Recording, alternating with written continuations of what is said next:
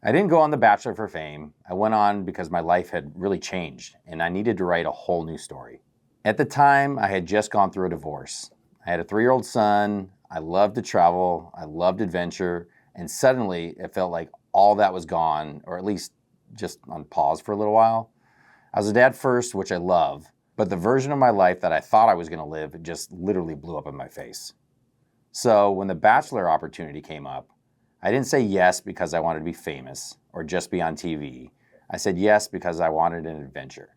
I wanted proof that a new chapter was actually possible. I wanted to shake up my life and see who I could be on the other side of something completely different. And what surprised me the most was not the dates or the drama or even being on camera. It was all the people behind the scenes. The producers, the camera operators, the audio team, the art department. These people were obsessed with what they did. They loved their work. They were always saying, I love what I do and where I'm going. And funny enough, my time on The Bachelor taught me a lot that prepared me for what I do now. Not the TV part, but learning how stories are shaped and decisions are made. That perspective carries directly into my work in real estate in Seattle, Kirkland, and Bellevue, especially for baby boomers who are living in a house that no longer quite fits their life. If we haven't met yet, my name is Jason Mesnick. I'm a real estate agent here on the East Side, and what I love doing is helping people with what's next. So I want to talk to you if you have lived in your home for a long time in the Seattle area. Maybe your kids are grown and out of the house. Maybe the place that used to feel full and loud now feels a little too quiet and a little too big. Maybe you like your house, but you don't love the stairs, the yard maintenance, the extra space you are just not using anymore. You might be thinking of downsizing or moving closer to your grandkids or shifting your lifestyle a bit, but you are not sure where to start. At the same time, you have probably heard this. Baby boomers are kind of running the show in real estate right now. Baby boomers are the largest group of home buyers and more than half of the home sellers nationally. And a lot of them are buying with cash. So if that's you, you actually have a lot more power and options than you might feel every single day. Here's where my Bachelor experience ties in. When I said yes to the show, it did not make perfect sense to anyone around me, especially my mom. There were a million reasons to say no. I had a young son, I had a business, I had a life here, but I also knew I was at a crossroads. I could stay in the same story, or I could choose a new one. If you're a baby boomer in Seattle, Kirkland, or Bellevue, you might be at the same crossroads with your home. Your current house holds a ton of memories. It might also be holding a ton of equity, but it might not match the life you actually want in this next chapter. Maybe the stairs are starting to bug your knees. Maybe the yard is a weekend job that you're just sick of. Maybe what you really want is to lock the door, hop on a plane, and not think about what your sprinkler system is going to do when you're gone. So here's a simple framework I use with clients. It is 3 steps, and it's meant to make the whole thing feel a lot less overwhelming. Let's start with step 1. We start with your life, not the square footage of a home. Most people start by scrolling through listings. Do I want a condo? Do I want a townhome? Do I want a smaller house? That's not where I think you should start at all. Instead, ask yourself, what do we actually want our days to look like? Do you want to be able to walk to coffee, to restaurants, and the lake in Kirkland? Do you want to be closer to your grandkids in Bellevue? Do you want to travel more and not worry about a big empty house sitting there while you're gone?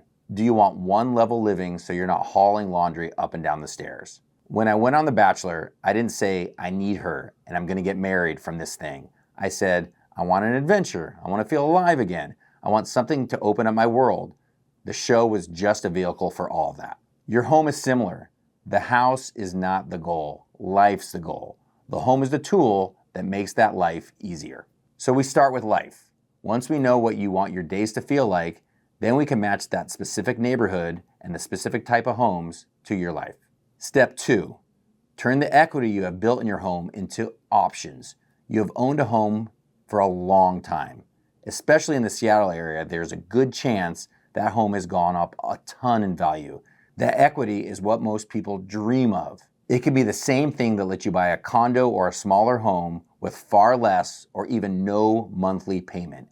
It can help you move into a place that fits your life better and still have money left to travel, invest, or just breathe easier. But, and this is the catch, downsizing in the Seattle area is not always as simple. Sell a big house and buy a cheaper, smaller place.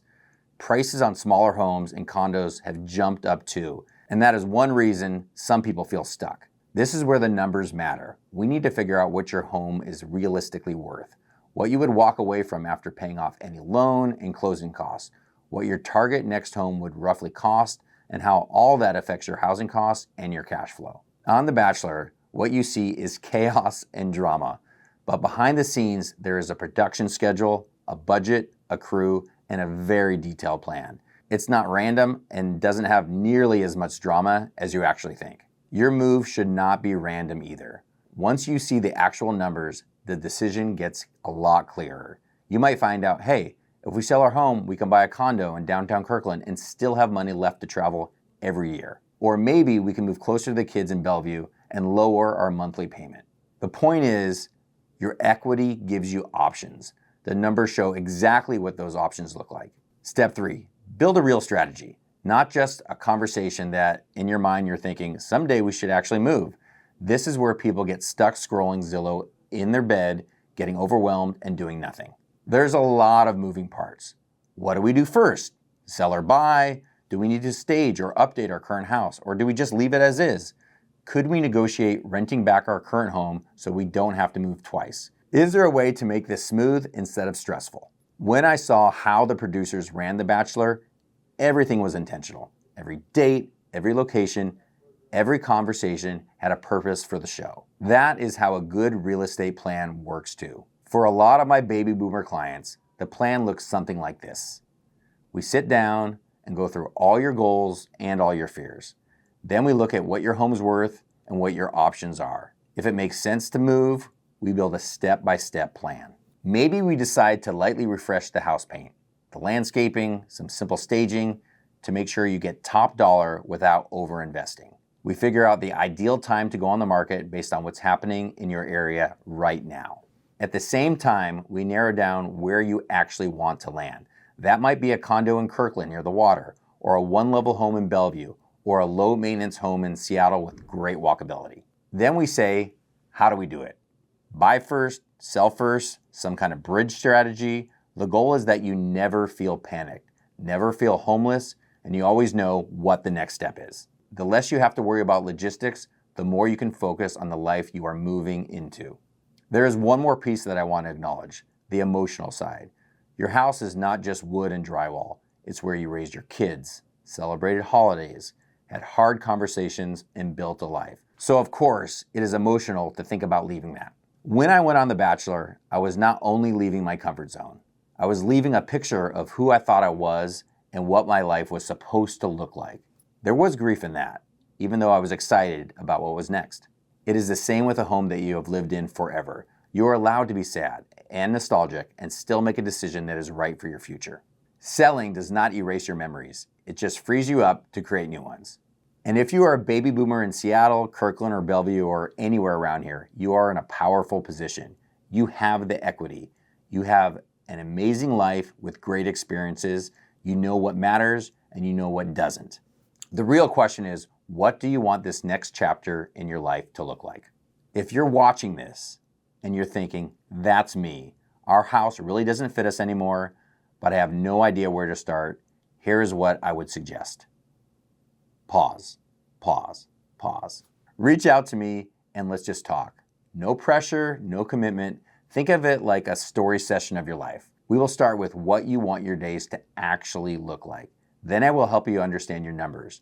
And then we will sketch out what a realistic game plan could be.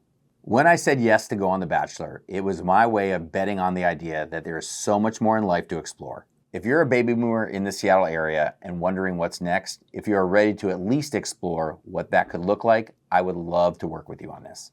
Don't hesitate to reach out. I'm always here.